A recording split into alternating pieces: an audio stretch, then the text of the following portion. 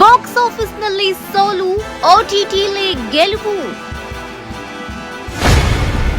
OTTಲಿ ಧೂಳಿಪ್ಪಿಸಿದ್ದ ಈ ವರ್ಷದ ಸಿನಿಮಾ ಯಾವ್ಯಾವು ಗೊತ್ತಾ? ಇನ್ನೇನು ಹೊಸ ವರ್ಷದ ಹೊಸ್ತಿಲಲ್ಲಿದ್ದೇವೆ. ಬಾಕ್ಸ್ ಆಫೀಸ್ನಲ್ಲಿ ಫೇಲ್ ಆಗಿ OTTಲಿ ಸಿಕ್ಕಾಪಟ್ಟೆ ಸೌಂಡ್ ಮಾಡಿದ ಕನ್ನಡದ ಚಿತ್ರಗಳು ಯಾವ್ಯಾವುದು ಗೊತ್ತಾ? ಇತ್ತೀಚೆಗೆ ಭೀಮಾ, ಕೃಷ್ಣಂ ಪ್ರಣಯ ಸಖಿ, ಭಗೀರಾ ಹಾಗೂ ಬೈರತಿ ರಣಗಲ್ ಚಿತ್ರಗಳು ಹಿಟ್ ಲಿಸ್ಟ್ಗೆ ಸೇರಿವೆ. ಇನ್ನುಳಿದಂತೆ ಯಾವುದೇ ಸಿನಿಮಾ ಅಷ್ಟಾಗಿ ಪ್ರೇಕ್ಷಕರನ್ನ ಮನರಂಜನೆ ನೀಡಿಲ್ಲ.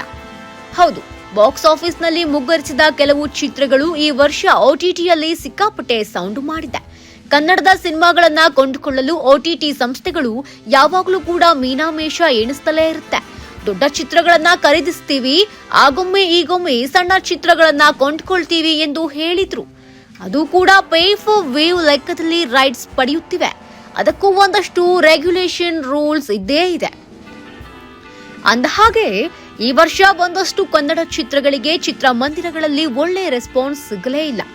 ಆರಂಭದಲ್ಲಿ ಸಿನಿಮಾ ನೋಡಿದವರು ಚೆನ್ನಾಗಿದೆ ಎಂದು ಜನ ಚಿತ್ರಮಂದಿರಗಳಿಗೆ ಬರಲೇ ಇಲ್ಲ. ಆದ್ರೆ OTTಗೆ ಬಂದ ಮೇಲೆ ಸಿನಿಮಾ ಸೂಪರ್ ಹಿಟ್ ಆಗಿದೆ. ಬಿಗ್ ಸ್ಕ್ರೀನ್ ನಲ್ಲಿ ಮಿಸ್ ಮಾಡ್ಕೊಂಡೆ ಎಂದು ಸೋಷಿಯಲ್ ಮೀಡಿಯಾದಲ್ಲಿ ಪೋಸ್ಟ್ ಮಾಡ್ತಿದ್ದಾರೆ. ಈ ವರ್ಷ ಆ ರೀತಿ OTTಲಿ ಹೆಚ್ಚು ಸದ್ದು ಮಾಡಿದ ಕನ್ನಡ ಚಿತ್ರಗಳ ಲಿಸ್ಟ್ ನೋಡ್ತಾ ಹೋದ್ರೆ case of Kondana. Devi Prasad Shetty action kit ಹೇಳಿರೋ ಕೇಸ್ ಆಫ್ ಕೊಂಡಾಣ ಸಿನಿಮಾ OTTಯಲ್ಲಿ ಹೆಚ್ಚು ವೀಕ್ಷಕರ ಗಮನ ಸೆಳೆಯಿತು. ಥ್ರಿಲ್ಲರ್ ಚಿತ್ರದಲ್ಲಿ ವಿಜಯ್ ರಾಘವೇಂದ್ರ ಹಾಗೂ ಭಾವನಾ ಮೆನನ್ ನಟಿಸಿದ್ರು. ಜನವರಿ 26ಕ್ಕೆ ತೆರೆಗೆ ಬಂದಿದ್ದ ಸಿನಿಮಾ ಮಾರ್ಚ್ 31ಕ್ಕೆ ಪ್ರೈಮ್ ವಿಡಿಯೋಗೆ ಬಂದಿತ್ತು. ನಂತರ ಸಿನಿಮಾಕ್ಕೆ OTTಲಿ ಹೆಚ್ಚು ರೆಸ್ಪಾನ್ಸ್ ಸಿಕ್ತು.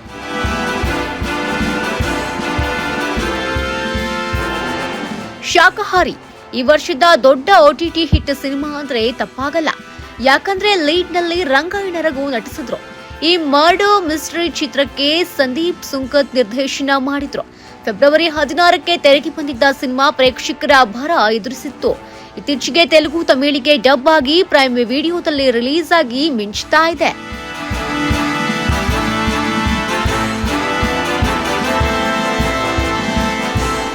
ನಂತರ ನೋಡೋದಾದ್ರೆ ಬ್ಲಿಂಕ್.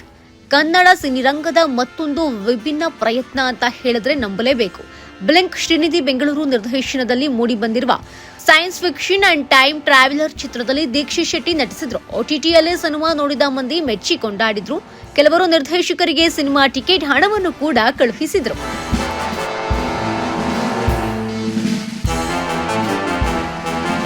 O2 PRK ಪ್ರೊಡಕ್ಷನ್ ಬ್ಯಾನರ್ನಲ್ಲಿ ಮೂಡಿ ಬಂದಿದ್ದ O2 ಚಿತ್ರ ಕೂಡ ಚಿತ್ರಮಂದಿರಕ್ಕಿಂತ OTTಯಲ್ಲಿ ಹೆಚ್ಚು ಪ್ರೇಕ್ಷಕರನ್ನ ಮನರಂಜನೆ ಮಾಡಿತ್ತು.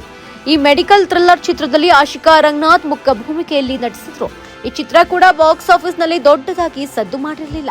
ಆದರೆ OTTಲಿ ಎಲ್ಲರ ಮೆಚ್ಚುಗೆಯನ್ನ ಪಡೆಯಿತು.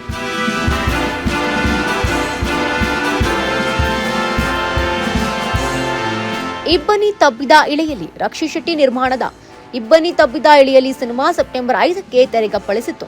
ಆದರೆ ಚಿತ್ರಕ್ಕೆ ನಿರೀಕ್ಷಿತ ಮಟ್ಟದಲ್ಲಿ ಪ್ರೇಕ್ಷಕರ ಬೆಂಬಲ ಸಿಗಲಿಲ್ಲ.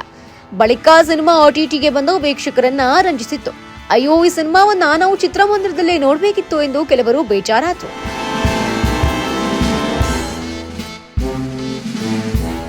ಇನ್ನುಳಿದಂತೆ ಮೂರನೇ ಕೃಷ್ಣಪ್ಪ, ಮಾರ್ಟಿನ್ ಹಾಗೂ ಭಗೀರಾ ಚಿತ್ರಗಳು ಕೂಡ OTTಯಲ್ಲಿ ಸದ್ದು ಮಾಡಿದ್ವು. ತೆರೆಗೆ ಬಂದಾಗ ಮಾರ್ಟಿನ್ ಸಿನಿಮಾ ಬಹಳ ಟ್ರೋಲ್ ಆಗಿತ್ತು. ಯಾಕೆ ಜನ ಎಷ್ಟು ಟೀಕೆ ಮಾಡ್ತಾರೆ, ಸಿನಿಮಾ ಚೆನ್ನಾಗಿಲ್ಲ ಅಂತ ಹೇಳ್ತಾರೆ ಅಂತ ಒಂದಷ್ಟು ಮಂದಿ ಕುತೂಹಲದಿಂದ OTTಗೆ ಬಂದು ಸಿನಿಮಾವನ್ನ ನೋಡಿದ್ರು. ಒಟ್ಟಿನಲ್ಲಿ ಭಗೀರಾ ಸಿನಿಮಾ ಬಾಕ್ಸ್ ಆಫೀಸ್ನಲ್ಲಿ ಧೂಳೆಬ್ಬಿಸಿತ್ತು. 20 ದಿನಗಳ ಬಳಿಕ OTTಗೆ ಬಂದು ನೆಟ್ಫ್ಲಿಕ್ಸ್ನಲ್ಲಿ ಟ್ರೆಂಡ್ ಆಗಿತ್ತು. ಇದಿಷ್ಟು ಬಾಕ್ಸ್ ಆಫೀಸ್ನಲ್ಲಿ ಫೇಲ್ ಆಗಿ OTTಲಿ ಓಡ್ತಾ ಇರೋ ಸಿನಿಮಾಗಳ ಲಿಸ್ಟ್. ಎಂಟರ್ಟೈನ್ಮೆಂಟ್ ಬ್ಯೂರೋ, ಈ ಸಂಚಿ ನ್ಯೂಸ್.